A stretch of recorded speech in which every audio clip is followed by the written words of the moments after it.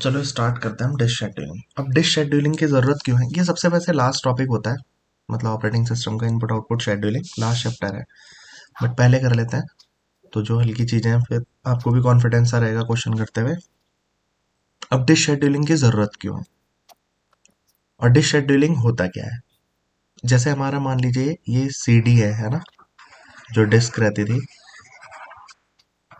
तो अगर हम डिस्क पे इनपुट आउटपुट रिक्वेस्ट देते हैं, जैसे मान लीजिए मैंने सॉन्ग चलाया, कोई सॉन्ग नंबर 2 प्ले कर दिया मैंने, फिर सॉन्ग नंबर 35 प्ले किया या कुछ भी, तो हो सकता है हमारी रिक्वेस्ट ऐसी हो कि हमारा हेड ट्रांसफर, अब जैसे हम सॉन्ग नंबर 2 पे चलाएंगे तो जहाँ पे भी वो सॉन्ग होगा वहाँ पे प्ले होगा, फिर 35 प्ले करेंगे तो जहाँ पे सॉन्ग नंबर 35 है वहाँ पे हमें हेड को मूव करना पड़ेगा और वो प्ले होगा। ये कॉन्सेप्ट आपको पता होगा कि हमारे पास एक रीड राइट हेड होता है, उसी को हम मूव करा के काम करते हैं। ये क्लियर है, ये पता है कि नहीं। चलो पहले ये वाली हम्म। चीज बता देता हूँ। यहाँ पे एक नया पेज ले लेते हैं।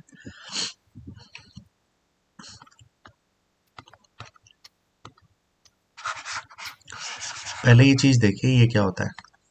यहाँ पे इसको रफ सी फिगर ही ले लेते हैं। ट्रैक क्या होता है, सेक्टर क्या होता है, वो चीज एक बार देख लेते हैं। देखिए ये है हमारा ट्रैक, मान लीजिए ट्रैक 1 2 3 4 5 ऐसे करके ट्रैक्स बने हुए हैं। क्लियर है। हम्म। ये ट्रैक में ये होता है सेक्टर। मान लीजिए सेक्टर 0 है, ये 0 है, तो अगर ये 0 है, ये 1 है, ये 2 है, तो ये भी 0 ही होगा अगले ट्रैक पे। ये भी 0 होगा अगले ट्रैक पे, ये भी 0 होगा, सेक्टर 0 अगले ट्रैक पे, है ना। अब मान लीजिए ये 1 है तो ये सब जगह 1 होगा, ये 2 है तो ये 2 ही होगा, सेक्टर 2, मतलब हर ट्रैक पे। क्लियर हो रही है। जैसे ट्रैक 1 है पहला वाला, ये वाला जो है ट्रैक 1 हो गया, ये ट्रैक 2 हम्म। लाइकवाइज। ठीक। अब ये मान लीजिए 3 है, ये 4 है। ओके। अब हो क्या रहा है, जैसे इसमें 3 तरीके के आपको टाइप देखने हैं। एक तो सीक टाइम क्या होता है, ठीक है, एक्सेस टाइम क्या होता है, और रोटेशनल लेटेंसी क्या होती है, और कभी कभी ट्रांसफर टाइम भी पूछता है, तो ट्रांसफर टाइम भी हो सकता है। ठीक है। सबसे ज्यादा जो इंपॉर्टेंट है इसमें से, जिसकी डेफिनेशन बहुत ज्यादा आती है सबसे ज्यादा, तो ये इंपॉर्टेंट है सीक टाइम, और उसके बाद ये इंपॉर्टेंट है, बाकी आ तो कोई सी भी सकती है। ठीक है। अब ये होता क्या है, अब मान लो आकांक्षा अगर इसकी हम बात करें तो ये रीड, ये है तुम्हारा 1 0, है ना, ये हो गया तुम्हारा 2 0, हम्म। सेक्टर नंबर 2 का, सेक्टर नंबर 3 का, और सेक्टर 4 का 4 0, है ना। ऐसे ही ये होगा आपका 1 4, ये 2 4, ये 3 4, ये 4 4, है ना। ये 1 3 2 3 3 3 4 3, ये 1 2 2 2 3 2 और 4 2, ये 1 1 1 2 1 3 1 एंड 4 1। अब मान लीजिए आपका इस टाइम हेड यहाँ पे है, मान लीजिए ये रीड राइट हेड है आपका, और आप इस टाइम यहाँ पे हैं। क्लियर। इस जगह पे ये हम्म। रीड राइट हेड की पोजीशन है, रीड राइट हेड। ओके। शुरू में आपका 1 1 पे है मान लीजिए। अब जो नेक्स्ट रिक्वेस्ट आई, वो आपका जो सॉन्ग है वो यहाँ पे पड़ा है। ठीक है, यहाँ पे आपका सॉन्ग पड़ा है, कहाँ पे पड़ा है, 3 3 पे। सच्ची में। तो पहले आपको हेड को अपने यहां से मूव करके ट्रैक नंबर 3 पे लाना पड़ेगा। समझ रहे हैं। ये हेड हम्म। आपका मूव होगा और कौन से ट्रैक पे आएगा, 3 पे। बट 3 के कौन से वाले पे एरिया पे आया है, 3 1 पे। वन पे। अब 3 1 पे तो सॉन्ग आपका है नहीं, तो आपको इसको रोटेट हम्म। करना पड़ेगा डिस्क को। तो अब डिस्क रोटेट होगी और इस हेड के नीचे क्या आएगा, 3 3 आ जाएगा। समझ रहे हैं। जैसे डिस्क आप इधर हम्म। मूव करो या इधर मूव करो वटेवर, तो आपका क्या आ जाएगा, 3 3। तो सीक टाइम तो क्या होता है, डिजायर्ड ट्रैक पे पहुंचने में लगा, डिजायर्ड ट्रैक पे पहुंचने में जो टाइम लगता है, ट्रैक पर पहुंचने यानी में कि टाइम लगा, है ना। 3 पे जो टाइम लगा, राइट? हाँ, 3। 3 पे पहुंचने में, तो डिजायर्ड ट्रैक पे पहुंचने में लगा टाइम क्या कहलाता है, सीक टाइम कहलाता है ना। हम्म। फिर ट्रैक के पर्टिकुलर सेक्टर से, ट्रैक के सेक्टर पे पहुंचने में लगा टाइम, सेक्टर आफ्टर रोटेट करना पड़ेगा ना वो, भाई आप हम्म डिजायर ट्रैक पे पहुंच गए, बट उसके अब आपको 3-1 पे थोड़ी था वो सॉन्ग, आपका सॉन्ग कहाँ पे हम्म मौजूद था, 3-3 पे। तो आपको डिस्क को रोटेट करना पड़ेगा, तो वो रोटेट करने में जो टाइम लगता है that is rotational latency. Okay. Hmm transfer time क्या होता है आपका, जैसे जो भी वहां पे सॉन्ग पड़ा है, या तो आप वहां पे सॉन्ग डाल रहे हो या वहां से सॉन्ग को एक्सेस कर रहे हो, मतलब डेटा ट्रांसफर होने में लगा टाइम, तो ये तो कोई, मतलब ये तो देख के भी पता चल जाएगा कि ट्रांसफर टाइम की डेफिनेशन है, ठीक है। और हम्म एक्सेस टाइम क्या होता है, टोटल लगा टाइम, मतलब हम्म उस पर्टिकुलर चीज को एक्सेस करने में लगा टाइम। तो एक तरीके से आप इसको बोल सकते हो seek time seek time plus plus rotational. Rotational latency. और अगर हम एक्सेस कर रहे हैं, मतलब गाना ले भी रहे हैं हम वहां से निकाल भी रहे हैं, तो फिर ट्रांसफर टाइम भी इंक्लूड हो जाता है। समझ रहे हैं? ओके। मतलब डेफिनेशन में आपको ये दोनों भी ठीक है, और अगर ट्रांसफर टाइम हो तो ये भी ठीक है। अगर तीनों दे हम्म रखे होंगे तो फिर तो यही है, बट तीनों जनरली देता नहीं है, तो seek time plus rotational latency ये तुम्हारा कहलाता है एक्सेस टाइम। तो ये बात समझ में आ गई होगी, हम्म क्लियर है अब। सीक टाइम क्या होता है, अब देखो मान लो आपके सॉन्ग्स की रिक्वेस्ट ऐसे आए कि कोई यहाँ पे है, फिर कोई कहीं और पे, कोई कहीं और पे, तो डिस्क को बहुत ज्यादा रोटेट करना पड़ेगा और बहुत ज्यादा उसका हम्म सीक टाइम लगेगा, मतलब हेड मूवमेंट बहुत ज्यादा होगी। तो अब हमारी जो इनपुट आउटपुट रिक्वेस्ट हैं उनको सर्व करने के लिए अगर हम ऐसे ही करेंगे सर्व, तो मतलब टाइम ज्यादा लग सकता है ना, हेड मूवमेंट ज्यादा लग सकती है। तो हमारे पास कई तरीके की शेड्यूलिंग्स हैं, ठीक है। हम्म जैसे कि हम सीपीयू शेड्यूलिंग कर रहे थे, सीपीयू शेड्यूलिंग का हमारा पर्पस क्या था कि हमारा वेटिंग टाइम कम हो जाए, है ना, और हम्म थ्रूपुट हमारी इंक्रीज हो जाए। यहाँ इंक्रीज पे हो भी जाए। सेम काम है डिस्क शेड्यूलिंग में, जो हमारे इनपुट आउटपुट रिक्वेस्ट है वो हम ज्यादा से ज्यादा सर्व कर पाए, ठीक है, और हमारा हेड मूवमेंट कम से कम हो, मतलब सीक टाइम वगैरह में जो टाइम लगे वो हम मिनिमाइज कर सकें। Is it clear to everyone? Neha हम्म बात क्लियर है क्यों कर रहे हैं हम ये, डिस्क शेड्यूलिंग की जरूरत क्यों है? Yes sir. प्रदीप, क्लियर? हाँ सर। अब हमारे पास डिश शेड्यूलिंग में कौन कौन सी है, देखो मैं अभी तक आपको जो पिछली बार क्वेश्चन आए, जैसे क्या दे देगा, which one of the following is not a CPU scheduling. तो अब वहां पे दे दिया तुम्हें कौन कौन सा, जैसे शॉर्टेज ऑफ फर्स्ट की थी हमने, फर्स्ट कम फर्स्ट सर्व की हम्म थी, अब यहाँ पे हम्म स्कैन दे दे, ठीक, और साथ में दे दिया आपको राउंड रॉबिन। अब आपको हम्म पता है कि जो स्कैन एल्गोरिदम है ये डिश शेड्यूलिंग है ना, तो हम्म ये तीनों तो सीपीयू शेड्यूलिंग है, ऐसे ऐसे क्वेश्चंस बनता है, ठीक है। ओके। तो क्योंकि आप टीजीटी में पिछली बार एक भी करने वाला क्वेश्चन नहीं था, सारे डायरेक्ट थे क्वेश्चंस, मगर हम वो चीजें मान के कर नहीं सकते ना, हमें तो क्वेश्चन करना भी आना चाहिए। जैसे सीपी शेड्यूलिंग हमने कर ली है, बड़ी चीजें नहीं है, एक बार आपने समझ के एक बार खुद से कर लेना, दैट्स इट। तो अब हम ये हम्म सारी करते हैं। यहाँ पे कौन कौन सी शेड्यूलिंग एल्गोरिदम्स हैं आपके पास, ये सारी कौन सी हैं, डिस्क शेड्यूलिंग एल्गोरिदम्स। तो ये तुम्हारी डिस्क शेड्यूलिंग की हैं सारी। कौन कौन सी हैं डिस्क शेड्यूलिंग की, first come first first serve, come first serve. ठीक है। तो देखो ये दोनों नाम सेम है दोनों जगह, ये एस एस टी एफ है। हम्म एस एस टी एफ क्या है, शॉर्टेस्ट सीक टाइम फर्स्ट, ठीक है। जैसे वो हम्म शॉर्टेस्ट जो फर्स्ट है ना, ये शॉर्टेस्ट सीक टाइम फर्स्ट है। तो यहाँ पे सीक टाइम से कर रहे हैं ना। देखो पर्पस भी क्या है हमारा इन इसका डिश शेड्यूलिंग का, कि हम क्या कर सकें, सीक टाइम एक्सेस टाइम इन टाइम को घटा सकें, है ना, और थ्रूपुट हम्म अपनी इंक्रीज कर सकें। तो जो बेटर डिस्क शेड्यूलिंग होगी, हमारी इनपुट आउटपुट रिक्वेस्ट जो हमारी आ रही है उनके बेसिस पे हम वो अप्लाई करेंगे। डिस्क शेड्यूलिंग का पर्पस मैंने क्या बताया, कि जब हम रिक्वेस्ट करते हैं इनपुट आउटपुट की, तो वो हो सकता है अलग अलग हो, तो उन रिक्वेस्ट को हम इस तरीके से फुलफिल कर सकें जिससे हमारा हेड मूवमेंट कम से कम हो और सीक टाइम को हम मिनिमाइज कर सकें और थ्रूपुट को इंक्रीज कर सकें। क्लियर? स्कैन एल्गोरिदम, बच्चों इसका नाम दूसरा ये भी है, तो कभी कभी पूछ लेता है स्कैन एल्गोरिदम का दूसरा नाम क्या है, या एलिवेटर एल्गोरिदम, इनमें से कौन सी है, और चार नाम दे दिए, तो स्कैन एल्गोरिदम है। ये एलिवेटर है भी क्यों, रटने की जरूरत नहीं है, जब हम एल्गोरिदम करेंगे मतलब तो अपने आप पता चल जाएगा, ठीक है। तो scan look C scan and C look, अब वन बाय वन एक एक देख लेते हैं। ओके भाई। F hmm C F S, अब मान लीजिए इनिशियली आप कहाँ पे हैं, मान लीजिए इनिशियल लोकेशन आपकी 70 मान लेते हैं, इनिशियली हेड कहाँ पे है आपका 70 पे मान लेते हैं। ये आपकी इनपुट आउटपुट रिक्वेस्ट है, ये क्या है आपकी इनपुट आउटपुट की रिक्वेस्ट हैं जो हमें फुलफिल करनी है। ओके, अब ये आपके पास मान लीजिए ट्रैक मान लिए। अब मैं यहाँ पे एक चीज और दे रखी है कि टोटल आपके पास मान लीजिए 120 ट्रैक्स अवेलेबल हैं। क्या है ये? कितनी भी दे ठीक है। सकता है, 200 दे सकता है, 100 दे सकता है, कितने भी दे सकता है। मैंने अभी प्रेजेंटली क्योंकि 112 तक रिक्वेस्ट है, 120 मान ली, ज्यादा बड़ा नहीं मान रहे, ठीक है, 150 कुछ भी मान लो, वो पेपर में दे रखा होगा। अब 120 का मतलब क्या है? ये 0 से लेके 119 तक होगा। ओके, ट्रैक नंबर 0 से 119 तक ट्रैक्स अवेलेबल है। 1 से 120 भी कर लो, देयर इज नो प्रॉब्लम, वो आपके ऊपर है। ठीक है, उसमें कोई फर्क नहीं आएगा, क्वेश्चन तब भी सेम ही रहेगा।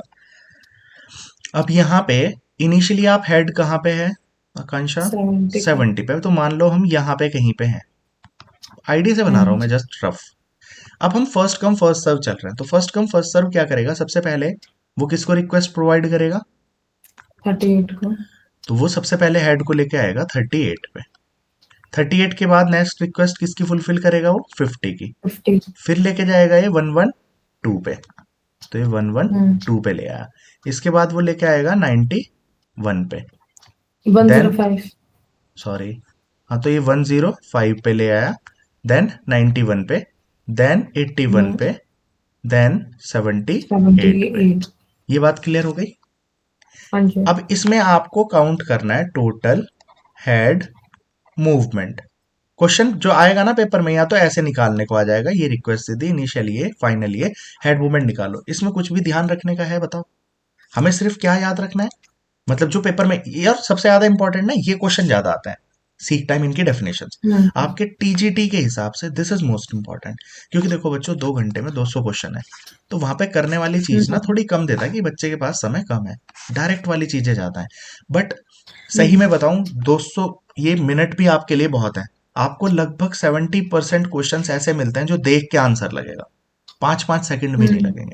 तो ऐसा नहीं है, आप टाइम का हुआ बना के मत चलिए, बहुत इजीली। अब जैसे ये आ गया बाइनरी सर्च की कॉम्प्लेक्सिटी क्या है, कितना टाइम लगेगा इसे लॉगिन लगाने में? क्लिक कर आगे बढ़ा, 5-5 सेकंड भी नहीं लगेंगे बच्चों कई क्वेश्चंस में। तो आपके पास इनफ टाइम है, अगर कोई करने का भी आता है तो ऐसा घबराने की जरूरत नहीं है, वो सबके लिए इक्वल नहीं है। टोटल हेड मूवमेंट, और ये आपकी प्रैक्टिस पे डिपेंड करता है, दिमाग भी तो उतनी जल्दी प्रोसेस करेगा ना। अब 70 से आप 38 पे गए, तो कितना लग गया? 32 हेड मूवमेंट तो यहाँ हो गया। फिर आज इसके बाद 50 पे गए, तो यहाँ पे 12 लग गया। फिर 50 से 112 पे गए तो कितना लग गया? 72 या 62। ठीक है, फिर इसके बाद 105 पे 7 लग गया, फिर इसके बाद 91 के लिए 14, फिर आपके पास 81 10, फिर 3। टोटल को ऐड कर लीजिए, ये आपका हेड मूवमेंट आ जाएगा। ये क्लियर है सबको? ठीक है, नेक्स्ट वाली करें। इसके बाद नेक्स्ट हम कर रहे हैं, नेक्स्ट क्या है? हम FCFS के बाद कौन सा था? Shortest seek time first. इसका मतलब ये देख लो, ये इंपॉर्टेंट है। शॉर्टेस्ट सीक टाइम फर्स्ट कौन सी है भाई? इसमें क्या करना है? इसमें हम स्टार्ट करेंगे किससे? जिसमें, अब देखो आप 70 पे हैं आकांक्षा, आप 70 पे हैं, आपको कौन कौन सी रिक्वेस्ट, पूरी रिक्वेस्ट देखिए। बट इसमें पिछले वाले से, जैसे इसमें हेड मूवमेंट कई बार बहुत ज्यादा होता है। मान लो हो सकता है एक रिक्वेस्ट आती 10 की शुरू में, तो आप 10 पे जाते, अगली आ जाती 112 की, तो आप कहाँ जाते? सीधा 112 पे। 112 पे। अगली आ गई 5 की, तो आपको कहाँ आना पड़ रहा है? 5 पे। अगली आ गई 95 की, तो आप फिर जा रहे हैं 95 की। यार हेड मूवमेंट देखोगे तो बहुत ज्यादा है। क्लियर हो रही है? मगर अब SSTF में क्या है? पहले आप सारे से कंपैरिजन करेंगे, फिर ये देखेंगे सबसे मिनिमम हेड मूवमेंट किसकी है। तो इसमें ये टाइम कैलकुलेट करने में ज्यादा लगता है। जैसे अभी आप 70 पे हैं, तो पूरी को आपको देखना पड़ेगा ना। अब 81 पे पहुंचने में आपको कितना टाइम लग रहा है बताइए? 11 का टाइम लग रहा है ना? और अगर आप बात करें 50 की, इधर नियरेस्ट लेफ्ट साइड पे जाने के लिए कितना था आपके पास? 20 टाइम लग रहा है, तो आप 81 की तरफ मूव कर लेंगे ना? नहीं, समझ रहे हो? 78 पे नहीं जाएंगे। क्या? 78। अच्छा, 70 उसमें के तो बाद 8 ही 78 भी लगे। पास में था। ठीक है, ठीक है, हाँ। ओके, तो 78 ज्यादा पास में है। ठीक, मगर मैं इसे थोड़ा सा चेंज करता हूँ, वरना वो एक ही डायरेक्शन में जाएगा अभी। अगर हम यहाँ पे 70 की जगह इनिशियल पोजीशन कर लें कितनी? मगर 60 कितनी भी कर लो तब भी वो जाएगा उधर ही। तो इसको 90 कर लेते हैं।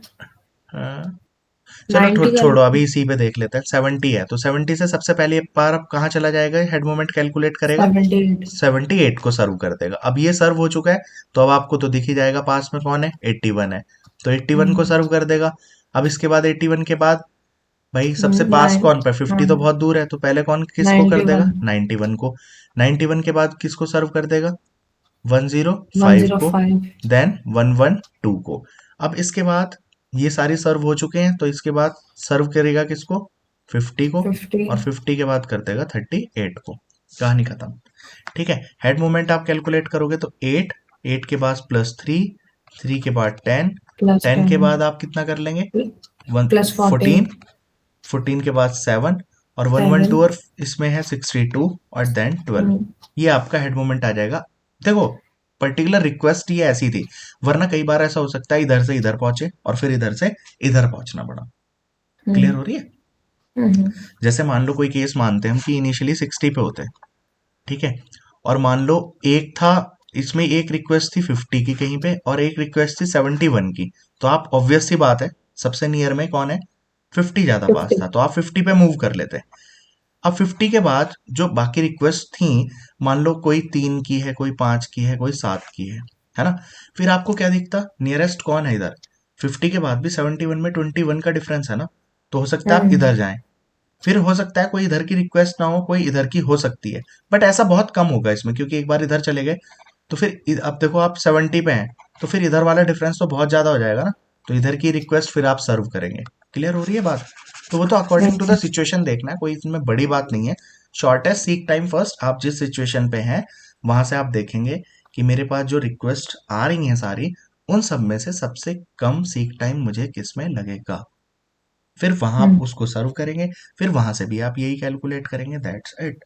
मेरे ख्याल से क्लियर हो गई होगी बात, इसमें हेड मूवमेंट निकल जाएगी। ओके, अब इसके बाद नेक्स्ट वाली देख लीजिए, हल्की है, अब जल्दी जल्दी खत्म करेंगे, आइडिया आपको लगी गया है।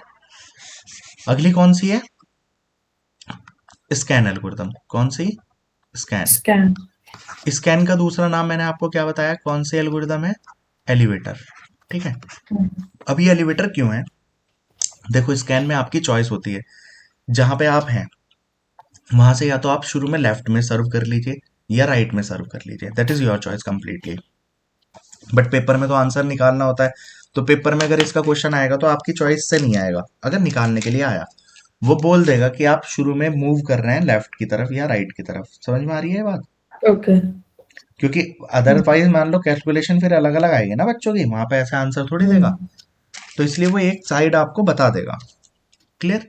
अब मान लीजिए हम इसमें मान के चलते हैं, बताइए आपको किधर सर्व कराना है, लेफ्ट में कि राइट में, लेफ्ट। लेफ्ट में सर्व करना है। ठीक है, तो लेफ्ट में चलते हैं, आपको 70 से जो भी लेफ्ट की सारी रिक्वेस्ट है वो सारी सर्व करनी है। तो लेफ्ट में 70 के सिर्फ दो ही रिक्वेस्ट हैं, कौन कौन सी, पहले 50 और 50 है 30। और फिर 50 के बाद 38 है। क्लियर।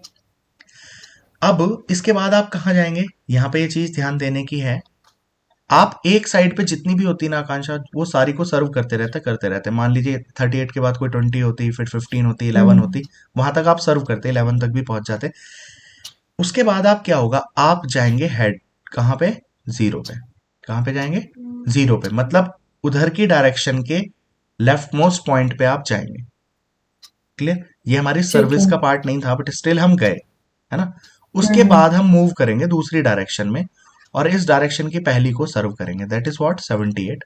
70। फिर उसके बाद 81, फिर उसके 81। बाद 91, फिर उसके बाद 105। 105, 112। देन 112। अब इसको एलिवेटर एल्गोरिथम क्यों बोलते हैं, एलिवेटर का मतलब जैसे आप चढ़ रहे हैं एक 1 बाय 1, तो यहाँ पे भी ऐसा नहीं हो रहा क्या, स्टेप की तरफ आप उतरते जा रहे हैं, तो इधर की तरफ स्टेप की तरफ उतर रहे हैं अगर, और ये तो बहुत छोटा क्वेश्चन ले रखा है, वरना आपको दिखता क्लियरली कि हम किस तरीके से काम कर रहे हैं। जैसे हमारे साथ यहाँ पे भी ऐसा ही हुआ, जैसे यहाँ पे तो एफसीएफएस में आपको देखने को मिला, कभी इधर गए कभी इधर गए, वो तो रिक्वेस्ट मैंने सारी ऐसे लिख ली कि एक बार इस डायरेक्शन में गए तो इसी में गए। हो सकता है ना मैं बीच में यहाँ पे 1 लिख देता इसके बाद, तो 91 के बाद आपको कहाँ मूव करना पड़ता, 1 पे मूव करना पड़ता। वो तो डिपेंडिंग अपॉन द रिक्वेस्ट हैं। ठीक है, मैंने सिंपलीफाई की कैलकुलेशन में टाइम ना लगे इसलिए सिंपल लिख लिया। आपको ये बात समझ में आ रही है? तो इसको एलिवेटर बोलते हैं, हेड मोमेंट आप कैलकुलेट कर ही लोगे। ठीक, इसके बाद स्कैन के बाद आती है एक लुक, फिर सी स्कैन और सी लुक पढ़ लेंगे। स्कैन के बाद कौन सी आ रही है आपकी? लुक। लुक। ठीक है, स्कैन और लुक में बहुत बहुत हल्का डिफरेंस है। वो डिफरेंस क्या है? लुक का मतलब क्या होता है आकांक्षा? देखना। देखना, है ना? तो ये बस इसी नाम से आप इसको ध्यान रख सकते हैं कि भाई देख के चलो। देख के चलो का मतलब कि ऐसे ही क्यों आगे जा रहे हो भाई? 38 के बाद जब तुम्हें जीरो वाली रिक्वेस्ट ही नहीं है तो हेड मूवमेंट क्यों बढ़ा रहे हो? जीरो की तरफ जाने की जरूरत क्या है? तो यानी लुक में क्या होता है, जिस भी एंड की तरफ जा रहे हैं उस एंड की left most input output request को सर्व करके आप टर्न ले लेते हो। क्लियर हुई? जैसे 38 आपकी लेफ्ट मोस्ट रिक्वेस्ट थी, इसके बाद तो कोई और लेफ्ट की तरफ रिक्वेस्ट नहीं है ना, उसको सर्व करके आप राइट की तरफ टर्न कर लोगे, यहीं से आप 38 पे जाओगे, फिर आगे सर्व करते चले जाओगे। सेम है स्कैन जैसी, किसी भी एक डायरेक्शन में जाएंगे उधर की सर्व करेंगे, उसकी लेफ्ट मोस्ट को सर्व करके फिर दूसरी तरफ को टर्न कर लेंगे। समझ में आ गई? क्लियर है भाई ठीक है। क्वेश्चन ये? ठीक है, अब स्कैन के बाद यहीं पे सी स्कैन कर लेते हैं इसी में। ठीक है, यहां पे स्कैन के साथ क्या है? सी स्कैन है। कौन सी एल्गोरिदम कर रहे हैं? सी स्कैन। सी का मतलब यहां पे क्या है भाई? सर्कुलर। क्या है? Circular scan. इसमें हम क्या कर रहे हैं सर्कुलर स्कैन में? आप जैसे स्कैन में क्या करते थे, किसी भी एक डायरेक्शन की तरफ जाते रहे, यहां तक पहुंच जाएंगे, वो चीज सेम है। इसके बाद क्या करेंगे? सर्कुलर क्या होता है?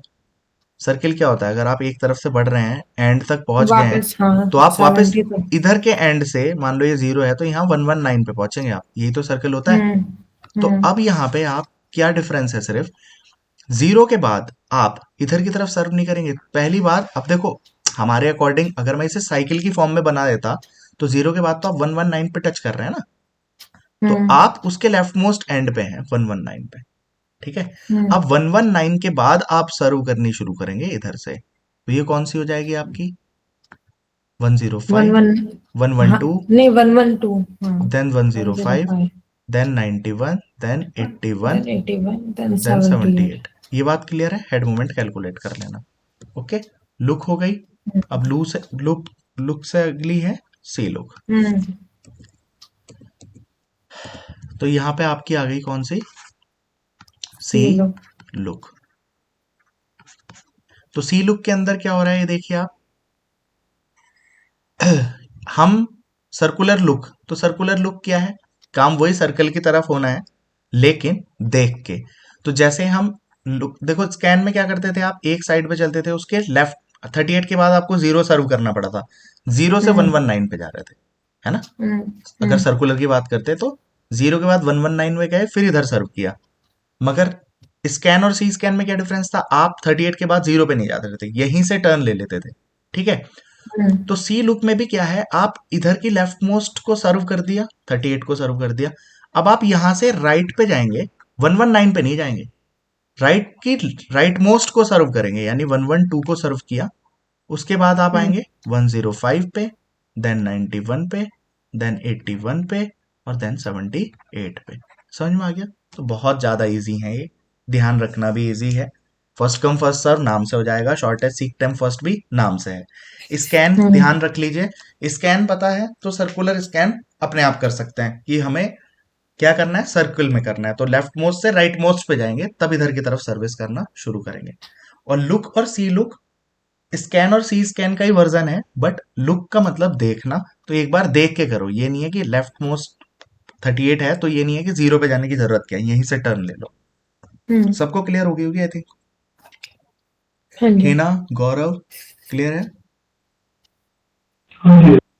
ठीक है, तो बस इसी के बेसिस पे आपके क्वेश्चन आ जाएंगे, वो क्वेश्चन आपको करना है। शाम को हम करते हैं प्रोसेस सिंक्रोनाइजेशन। ठीक है, और प्रोसेस सिंक्रोनाइजेशन के साथ आपको और क्या करना है शाम को, ये रहेगा। और डेडलॉक, पहले डेडलॉक कर लेते हैं, तो छोटा सा टॉपिक है, ठीक है। डेडलॉक कर लेते हैं। अभी इसका इंट्रोडक्शन वगैरह चीजें मैं आपको दे देता हूँ, फिर शाम को डेडलॉक पहले खत्म हो जाएगा, फिर प्रोसेस सिंक्रोनाइजेशन हो जाएगा। मतलब हमारे पास जो अभी टॉपिक्स बच रहे हैं वो टॉपिक क्या है? एक तो मेमोरी मैनेजमेंट है, ठीक है, डेडलॉक है, डेडलॉक, और प्रोसेस सिंक्रोनाइजेशन है, सिंक्रोनाइज। ठीक है। इसके अलावा और कुछ नहीं है। मेमोरी मैनेजमेंट थोड़ा बड़ा है, डेडलॉक और प्रोसेस सिंक्रोनाइजेशन। अब डेडलॉक थोड़ा इनिशियल स्टार्ट कर देते हैं, फिर प्रोसेस सिंक्रोनाइजेशन हो जाएगा। तो अच्छा, एक हमें वो भी करना है। मेमोरी मैनेजमेंट का एक पार्ट साइज है भी पेज छोटा है। Replacement policy. क्या? हाँ यही बता रहा था मैं कि पहले यही आसान है मेमोरी फिर ये मैनेजमेंट वाला। में कल मैं शाम बोल भी रहा था कि कल पेज रिप्लेसमेंट पॉलिसी और कर लेंगे, इसलिए टाइम उतना ही है। तो पेज रिप्लेसमेंट पॉलिसी कर लेते हैं। वो टॉपिक वैसे वो मैं उस टाइम पे आपको बता दूंगा जब ये हम कहाँ का पार्ट है ये, कि पेज रिप्लेसमेंट पॉलिसी की जरूरत कब पड़ेगी, है ना। वहां पे हम ये पार्ट कर लेंगे, मतलब थ्योरेटिकल इसका पर्पस क्या है। अभी इसको जस्ट ऐसे कर लेते हैं, मतलब करने वाले ये जैसे हम सीपी शेड्यूलिंग की थी ना, उसी तरीके की ये पेज रिप्लेसमेंट पॉलिसीज है, ठीक है। थ्योरेटिकल इस पे क्वेश्चन कुछ नहीं बनता है, जनरली आपको रिक्वेस्ट दे रखी होंगी और उस पे काम कराने के लिए पूछ लेगा। एक थ्योरेटिकल क्वेश्चन इसमें बहुत ज्यादा बनता है, वो बिलेडी अनोमली वाला पढ़ा होगा आपने। तो बिलेडी अनोमली क्या होती है, किसी को ध्यान है भाई आप में से? बोलिए। नहीं। प्रदीप, सौरभ, हिना। मेमोरी के ब्लॉक्स बढ़ाने के बावजूद भी हमारे पेज फॉल्ट जो है इंक्रीज हो जाते हैं। क्या? जो मेमोरी ब्लॉक्स होते हैं हाँ ना, हाँ, मेमोरी मेमोरी ब्लॉक्स ब्लॉक्स को बढ़ाने इंक्रीज के बाद भी करने हमारे के। पेज फॉल्ट इंक्रीज होते हैं, बट किस चीज में? Yes sir. किस चीज में इंक्रीज? एफसीएफएस में। हाँ, वेरी गुड। यही होती है भाई बच्चों। हमारे पास इसके अंदर पेज रिप्लेसमेंट पॉलिसी आप कई तरीके की पढ़ेंगे। एक तो है, क्या है, first come FCFS, first come first serve तो नहीं होती, नहीं, क्या बोलते हैं, FIFO, first in first out. हाँ, क्या होती है यहाँ पे, देखो थोड़े से नाम में ही फर्क है, फर्स्ट इन फर्स्ट आउट। अब ये नाम आपको खुद ध्यान रह जाएंगे, वो इसलिए रह जाएंगे क्योंकि हम काम जो यहाँ पे कर रहे हैं उसी के बेसिस पे चीजें हैं। तो फर्स्ट इन फर्स्ट आउट या LRU, ये है लीस्ट रिसेंटली यूज्ड, तो ये एल्गोरिदम ये है। या इसके अलावा होती है और कौन सी, optimal, optimal. Optimal page replacement. आप कभी कभी ये मोस्ट रिसेंटली यूज भी बोल देता है, बट जनरली यही होती है, ठीक है। ये FIFO, first in first out. अब देखो इसका जो 90% क्वेश्चन आता है बच्चों, वो क्वेश्चन ये बिलेडी अनोमली का ही आता है। अनुराग, आपके बहुत ज्यादा डिफरेंट डिस्टरबेंस आ रही है। बिलेडी अनोमली, बिलेडी अनोमली सबसे ज्यादा इंपॉर्टेंट क्वेश्चन है बच्चों ये, कि बिलेडी अनोमली क्या होता है। कभी कभी तो ये क्वेश्चन आ जाता है थ्योरेटिकल, और ये किस एल्गोरिदम में आती है, सबसे ज्यादा क्वेश्चन ये आता है। तो बिलेडी अनोमली नीचे 4 ऑप्शन दे देगा, किस में आती है बिलेडी अनोमली, फीफो में। फिफो। है क्या, अभी कर लेंगे, ठीक है। पहले पेज रिप्लेसमेंट पॉलिसी करते हैं। मैं इसका थोड़ा सा आइडिया दे देता हूँ, जस्ट आपकी अंडरस्टैंडिंग पर्पस के लिए। ये आपकी रैम है, रैम के अंदर कुछ ब्लॉक्स हैं, 10-12, है ना।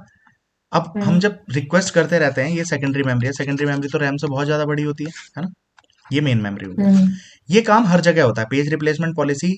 अभी हम ऑपरेटिंग सिस्टम पढ़ रहे हैं, तो सेकेंडरी मेमोरी से मेन मेमोरी में हम डेटा ट्रांसफर करते हैं थ्रू पेजिंग, सेगमेंटेशन और व्हाट एवर, कई सारी चीजें, है ना। फिर मेन मेमोरी से डेटा ट्रांसफर होता है किसमें, कैश में। फिर कैश देता है CPU रजिस्टर को। इस तरीके से आपका कंप्यूटर, आपका फोन, एवरीथिंग वर्क करता है ना। इसी से स्पीड फास्ट हो रही है हमारी। तो यहां से यहाँ जो डेटा ट्रांसफर होना है, मान लीजिए आपने किसी मूवी पे क्लिक किया, या आपने कोई एप्लीकेशन चलाई, कुछ भी चलाई, वो चीज कहाँ थी, अभी सेकेंडरी मेमोरी में थी। वो मेन मेमोरी के आगे किसी ब्लॉक पे स्टोर हो जाएगी। फिर आपने कुछ और करने लगे तो वो भी यहाँ पे आ गया। आप क्लोज तो नहीं करते ना पूरा, जैसे फोन चला रहे हैं, कई ऐप्स खोलते रहते हैं, तो वो मेन मेमोरी का पार्ट होती रहती है ना। अब आपको तो पता भी नहीं चलता, मान लो यहाँ पे कई सारी आ गई। अब आपने कुछ और खोला, तो भाई यहाँ पे अगर 5 ही ब्लॉक थे, तो किसी एक को तो बाहर करना पड़ेगा ना। हेलो। तो किसी एक को हाँ हम जी। बाहर करेंगे और दूसरे को अंदर करेंगे। तो इसके लिए हमें क्या चाहिए, पेज रिप्लेसमेंट पॉलिसी की जरूरत पड़ेगी। तो हम फीफो यूज कर रहे हैं, तो फीफो के अकॉर्डिंग जो पहले आया था उसको पहले बाहर निकालेंगे। LRU कर रहे हैं, तो जो बहुत, LRU क्या है देखो आकांक्षा, लीस्ट रिसेंटली यूज, यानी जो चीज बहुत देर से यूज नहीं हुई ना उसको निकालो। भाई आपने 10 ऐप ठीक खोली, है। बट 5-6 आप फ्रीक्वेंटली यूज कर रहे हो। एक मान लो आपने नोट खोला था और ये यूज ही नहीं किया बहुत देर से, भाई ये वैसे ही खोला था, या कैलकुलेटर खोला है ना, तो ये क्या करेगा, उसको पहले निकाल देगा अगर लीस्ट रिसेंटली यूज कर रहा है तो। और ऑप्टिमल कैसे काम करता है वो दिखाएंगे। इसका आइडिया पहले क्लियर हुआ, ये बताओ कि कर क्या रहे हैं पेज रिप्लेसमेंट पॉलिसी में। तो एक्चुअली पेजिंग के बाद आती चीज, बट मैं अभी बता रहा हूँ क्योंकि ऐसा जो उससे कोई रिलेशन नहीं है। जो कॉन्सेप्चुअल पार्ट था वो यही था कि जब हम सेकेंडरी मेमोरी से मेन मेमोरी में शिफ्ट कर रहे हैं। अब देखो, यही पेज रिप्लेसमेंट पॉलिसी आपकी कंप्यूटर ऑर्गेनाइजेशन सब्जेक्ट में भी है, वहां पे भी सेम है। तो इसका क्वेश्चन आने के चांसेस दो तरफ से बढ़ जाते हैं। भाई वो बता के थोड़ी कर रहा है कि ये सीओ का क्वेश्चन दिया मैंने या ओएस का दिया है, क्वेश्चन ही तो आएगा। तो पेज रिप्लेसमेंट पॉलिसी टॉपिक वहां पे भी है और यहाँ पे भी है, तो दोनों सेम है, दोनों में पॉलिसीज भी सेम है। बट वहां पे मेन मेमोरी से कैशे में शिफ्ट हो रहा है, तो उससे फर्क क्या पड़ रहा है? ब्लॉक्स तो वही है। क्लियर नेहा? So clear. अब इसके बाद हमें बिलेडी अनोमली में, अब हम बिलेडी अनोमली कैसे होती है वो फीफो कर ले फिर बताएंगे। अब आपके पास ये रिक्वेस्ट है इसमें ये बता देगा कि मेन मेमोरी के, मान लीजिए आपके पास 3 ब्लॉक्स अवेलेबल है। कितने ब्लॉक्स अवेलेबल है? 3। 3 अब ये पेज रिक्वेस्ट है आपकी 152, ठीक है, फिर 1, फिर मान लीजिए 2, फिर 3, फिर 1, फिर 5, फिर 2, फिर 3। मान लीजिए ये रिक्वेस्ट है आपकी, ये आपको सर्व करनी है। अब आपसे वो पूछेगा कितने पेज फॉल्ट हुए। पेज फॉल्ट का मतलब क्या होता है? ये दोनों टर्म इंपॉर्टेंट है, क्लियर होनी चाहिए। पेज फॉल्ट, पेज फॉल्ट का मतलब क्या होता है, और हिट होने का मतलब क्या होता है? हिट रेट या हिट होना। पेज फॉल्ट का मतलब होता है जो हम पेज ढूंढ रहे हैं, page is not present in main memory. जैसे मान ले आकांक्षा तुझे 3 चाहिए होता, वो यहीं पे होता मेन मेमोरी में, तो ठीक है। वरना आपको क्या करना पड़ेगा? सेकेंडरी मेमोरी से उसे शिफ्ट करना पड़ेगा अपनी रैम में, क्योंकि कंप्यूटर में जो भी काम होगा वो कहाँ से होता है? चीज हमारी रैम में प्रेजेंट होनी चाहिए। समझ में आया? पेज फॉल्ट का मतलब क्लियर है। हिट रेट का मतलब है पेज आपका रैम में प्रेजेंट है, page is present in main memory यानी रैम। समझ में आ गया हिट होने का मतलब क्या होता है और पेज फॉल्ट होने का मतलब क्या होता है? तो पेपर में क्वेश्चन ये ध्यान से पढ़ लेना, उसने ये पूछा है कितने हिट हुए या कितने पेज फॉल्ट हुए। मतलब हम इसमें चलो दोनों चीज काउंट कर लेंगे, हिट कितने हुए और पेज फॉल्ट कितने हुए, ठीक है। किसके बेसिस पे कौन सी लगा रहे हैं हम? पहले FIFO, first in FIFO। First out. 1 आया तो 1 यहाँ पे स्टोर करते हैं, कहीं पे भी कर दो, that is your choice. 3 block available है, वो बता देगा 3 ब्लॉक अवेलेबल है, 4 हैं, कितने हैं, कैसे है, ठीक है। 5 आया, अभी जैसे जो मिस हिट हो रहा है मैं उसके नीचे राइट टिक कर लूंगा। 5 हिट थोड़ी हुआ है, मेन मेमोरी में था क्या 5? ये सब सेकेंडरी की रिक्वेस्ट है मान लो, तो हमें करना क्या पड़ा? 1 को मेन मेमोरी में लाना पड़ा। अभी 1 तो मेन मेमोरी में आ चुका है, 5 भी नहीं मिला तो पेज फॉल्ट हुआ। 5 अब मेन मेमोरी में आ चुका, 2 आया, ये इसके लिए भी पेज फॉल्ट हुआ। 1 के केस में हिट हो गया क्योंकि ऑलरेडी था, 2 के केस में भी हिट हो गया कि नहीं? 3 के केस में हिट नहीं हुआ। अब इन तीनों में से कौन निकलेगा? जो पहले आया था। पहले कौन आया था? 1 आया था, तो यहाँ पे हम 1 को निकाल देंगे। तो पेज देखो, फीफो करने का तरीका जैसे मैं कर रहा हूँ आप ऐसे भी कर सकते हैं, और आपकी अपनी चॉइस है, आप कैसे याद रखेंगे कौन पहले आया है ना। फिर 3 आया, 3 तो अब यहाँ पे डाल चुके ना, तो 3 भी मिस हुआ था। फिर 1 आया, अब 1 क्या होगा? 1 को तो अभी निकाल दिया ना हमने, तो 1 भी क्या होगा? मिस होगा। अब फिर 5 आया, अब 5 भी, अब ये मैंने धोखे से लिखी ऐसा दिया कि इस तरीके का काम हो रहा है, ये भी मिस हुआ। 2 आया, इसको निकालना पड़ेगा, और 3 आया तो इसको भी निकालना पड़ेगा। ये बनी ऐसी सिचुएशन गई, क्या करें, ठीक है। तो बच्चों इसमें हुआ क्या? कितने हिट हुए? सिर्फ हमारे 2 और 3 6 और 2 8 क्या हुए? पेज फॉल्ट हुए। यही काउंट करने को दे देता है, कोई भारी बात नहीं। अब अगर इसमें 4 होते आकांक्षा जी, 1 2 3 4, तब क्या होता? आपको क्या उम्मीद लग रही है? अगर 4 ब्लॉक होते तो पेज फॉल्ट घटेगा या बढ़ेगा, ये बता दो। हिट होने की संभावना बढ़ेगी या घटेगी? हिट होने की बढ़ेगी, मतलब बढ़ सकती है इसमें। बढ़ सकती है ना, क्या घट सकती है अगर 4 ब्लॉक होंगे तो? नहीं। है ना, ये तो पॉसिबल सही नहीं लगता ना। हम्म इस पे ट्राई करके देखते हैं। 1 आया, ओके। 5 आया, ओके। 2 आया, 2 ओके। 1 आया, हिट हो जाएगा। ठीक है। 2 आया, फिर से हिट हो जाएगा, हम्म है ना। 3 आया, मिस है।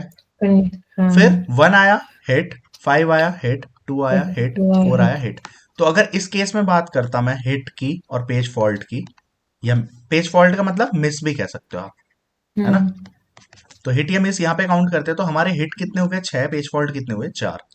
डिफरेंस दिख रहा है ना, किसकी वजह से आया? क्योंकि हमारे पास एक एक्स्ट्रा स्पेस था स्टोर करने के लिए। क्लियर?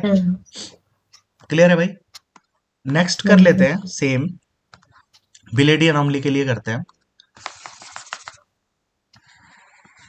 है ना। अब इनपुट आउटपुट रिक्वेस्ट देखो क्या है, 1 2 3 4 1 2 5 1 2 3 4 5। ये एक स्पेशल काइंड ऑफ, अब बिलेडी क्या थी, एक लेडी थी, उस लेडी ने एक एक्सपेरिमेंट किया। वो एक्सपेरिमेंट क्या था कि अगर हम फीफो में नंबर ऑफ ब्लॉक्स बढ़ा रहे हैं तो भी पेज फॉल्ट बढ़ गए बढ़ाने के बाद, समझ रहे हो। तो कभी कभी इसकी डेफिनेशन आ जाती है। 90% क्वेश्चन ये ऐसा बनता है, बिलेडी अनोमली इनमें से किस एल्गोरिदम में आती है, तो फीफो आंसर है। समझ में आया, करके दिखा दूंगा, जिंदगी भर नहीं भूलोगे। आकांक्षा भी इसको 3 से कैलकुलेट करेंगे, फिर 4 से देखेंगे क्या फर्क पड़ रहा है ना। तो ये क्वेश्चन आपका मैं कर रहा हूं किसके लिए, बिलेडी अनोमली का एक्सपेरिमेंट समझाने के लिए। अब ये एक्सपेरिमेंट क्या है देखिए, 1 आया मिस, 2 आया मिस, 3 आया मिस, 4 आया, इसको निकाल देंगे, है ना। हाँ ओके, जी, फिर 1 आया फिर 2 को मिस, निकाल देंगे, 5 आया मिस, मिस। है ना। हम्म, ये मैंने सही लिया है, 1 2 3 4 1 2 5 1 2 3 4 5 है तो सही सही सही है, सही यही है। 1 2 5। ओके चलो कोई बात नहीं, देखते हैं क्या। 1 2 4 क्या और 1 के बाद 2 है। 4 और 1 के बाद 2 है, 1 2 3 4 1 2 5 1 2 3 4 5। एक बार इसको दोबारा तो देख कुछ लो, और। 3 ब्लॉक लेना, 1 2 3, 4 आएगा इसकी जगह आएगा, 1 आएगा इसकी जगह आएगा, 2 आएगा हाँ, इसकी जगह आएगा, है ना। अब हाँ, देखो यहाँ पे आएगा 5, वो गड़बड़ कर रहे थे हम, दिख रहा है भाई, हम्म, सही है अभी तक, यही बोल रहे थे ही ना। Yes sir. हाँ जी, अब देखिए इसके बाद कौन आया है, यहाँ तक हो चुका था, अभी सारे ही मिस हैं अभी। अब आया 1, हिट होगा ना ये वाला 1, और ये वाला 2 2 भी भी है। हिट होगा। उसके बाद 3 आएगा, कौन रिप्लेस होना है, ये 4 के केस में कौन रिप्लेस होगा, ये, और 5 क्या होगा हमारा, हिट हो जाएगा, दिख रहा है ना। हम्म, तो 5 हमारा हो गया हिट। तो कितने हिट हुए इसके केस में आकांक्षा, 3 3 हिट हुए, और पेज फॉल्ट कितने हो गए, 4 3 4 7 8 7 9, 9 हो गए, 8। है ना। हाँ, 9 4 6 7 हम्म, 5 6 9 7 8 9, ठीक। अब हम इसी काम को करते हैं इस एक्सपेरिमेंट को द्वारा, किसके बेसिस पे, 1 2 3 4 4 साइज। 1 2 5 1 2 3 4 5। तो बढ़ना तो नहीं चाहिए ना, एटलीस्ट सेम भी रह जाता तो भी ठीक है ना। पेज फॉल्ट बढ़ने नहीं चाहिए। अब इसने बिलेडी ने यही दिखाया कि कुछ पर्टिकुलर, और यही एक ऐसा सीक्वेंस है जिसके लिए ये काम हो रहा है, और कोई सीक्वेंस है भी नहीं, ठीक है। अब इसमें तो डिजिट चेंज कर लो भाई, इसकी जगह मैं लिख दूं 0 1 2 3 0 1 4 और 0 1 एक 2 और 3 4।